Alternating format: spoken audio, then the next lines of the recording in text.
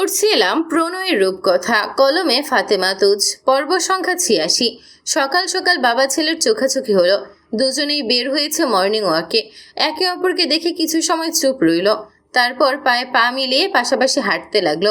কিছু দূর যাওয়ার পর দীপ্র বলল, তুমি অস্বাভাবিক আচরণ করছো বাবা। ছেলের এহেন কথার মানে দবির জানেন, পুরো বুঝেন। এই ছেলে মাঝে মাঝে কেমন বেয়াদব হয়ে যায়, অথচ তিনি জানতেন ওর থেকে ভদ্র মানুষ দুটো নেই। স্বাভাবিক হও। অস্বাভাবিক হওয়ার মতন কাজ করলে মানুষ তো অস্বাভাবিক হবেই। ছেলের কথায় কঠিন জবাব দিলেন দবির। জবাবে দীপ্র বড় উদাসীন সুরে বলল, ভুল সময়ে এন্ট্রি নিয়েছ। দবির খানিক চুপ রইলেন, তারপর বলতে গেলেন, তুমি ভুল জায়গায়। এই অবধি বলে থেমে গেলেন তিনি। ছেলে তার নির্লজ্জ হতেই পারে, তবে তার উচিত লজ্জা ধরে রাখা। তিনি আর জবাব দিলেন না, দম আটকে সামনের পথে হাঁটতে লাগলেন। বাড়ির ভেতরের কাজগুলো বেশ কদিন ধরেই করা হচ্ছে, তবে সকাল থেকে কাঁচা ফুল লাগানো শুরু হয়েছে। বাবা ছেলে হাঁটাহাঁটি করে ফিরলে যেবা হন্তদন্ত হয়ে বললেন, তোমাদের দুজনকে নিয়ে পারি না। বাড়িতে এত কাজ, ছেলে মানুষ ছাড়া চলে নাকি? ওরা তো হিমশিম খাচ্ছে, আজ হাঁটাহাঁটি না করলে হতো না? দীপ্র চেয়ার টেনে খাবারের টেবিলে বসলো।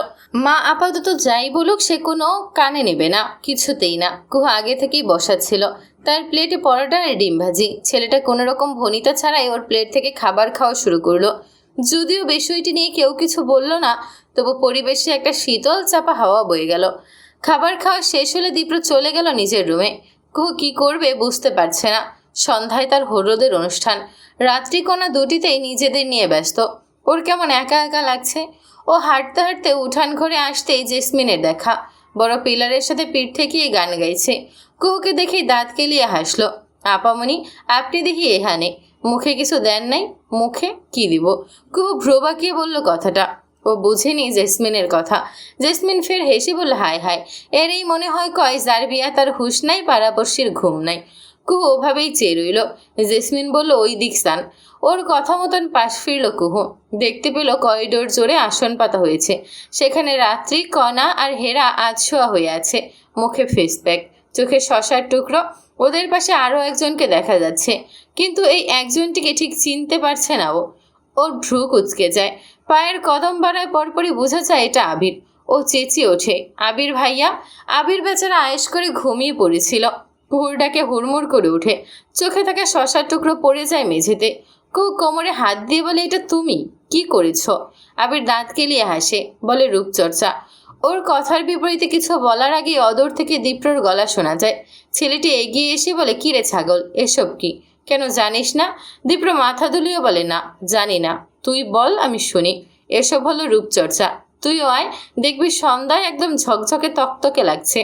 এই কথা বলে দীপ্রকে ফেসপ্যাক লাগাতে গেলে দীপ্র হাত উঁচু করে বাধা দেয়, বলে ওঠে, এসব আমার লাগবে না, তুই লাগা।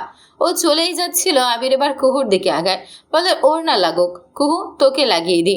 ঠিক সেই সময় বড় হাতের দ্বারা কুহুকে পাশে টেনে আনে দীপ্র। গায়ের সাথে মিশিয়ে বলে, দূরে যা, আমার বউ এমনিতেই সুন্দর, এসব লাগাতে হবে না। বউ শব্দটি শুনেই কুহুর ভালো লাগে। ও দীপ্রর সাথে মিশে থাকে, খানিক লজ্জাও পায়। ওদিকে দীপ্র এ কথায় বোধ করি মেয়ে সমাজের হৃদয়ে আঘাত হানে। পরপর তিনটি মেয়ে চোখে থাকা শশার টুকরো সরিয়ে ফেলে। একযোগে বলে ওঠে, তার মানে আমরা সুন্দর না, এটা বলতে পারলে তুমি? দীপ্র খানিক চেয়ে রইল।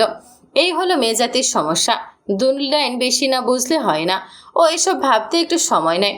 তারপরের মুহূর্তেই ছোট ছোট চোখ করে বলে, মুখে এসব কি লাগিয়েছিস তোরা? ভূতের মতো লাগছে। যে যাই হোক, আমার বউকে এসব লাগাবি না, না হলে সব কয়টার খবর আছে।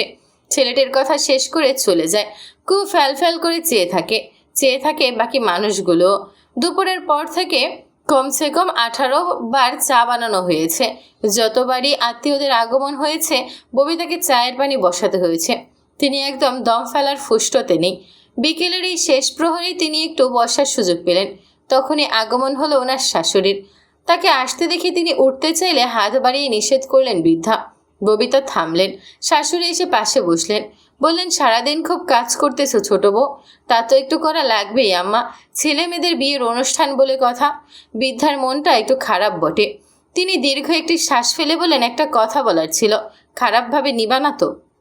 আম্মা, এভাবে বলছেন কেন? খারাপভাবে নিবই বা কেন? আপনি বললেন না আম্মা। বৃদ্ধা একটু সময় নিলেন, কেমন যেন ইতস্তত বোধ করলেন। ববিতার দীর্ঘ সাংসারিক জীবনের সুখ দুঃখের সঙ্গী এই বৃদ্ধা।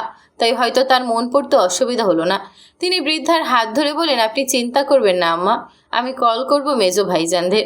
বৃদ্ধার চোখ থেকে পানি নেমে এলো। তিনি সেই পানিটুকু না মুছিয়ে বললেন, আপনজন রেখে অনুষ্ঠান ভালো লাগে না ছোট বউ, না হলে বলতাম না। ঘরের মানুষ ঘরে নাই, ভালো লাগে বলো? আর আমি তো মা, আপনাকে এত বলতে হবে না আম্মা, আমি বুঝতে পারি বলে আশ্বস্ত করলেন তিনি। পরপরই চলে গেলেন কল করতে, যদিও তিনি জানেন না ওরা আসবে কিনা, তবে শেষ দায়িত্বটুকু তিনি ঠিকই পালন করবেন।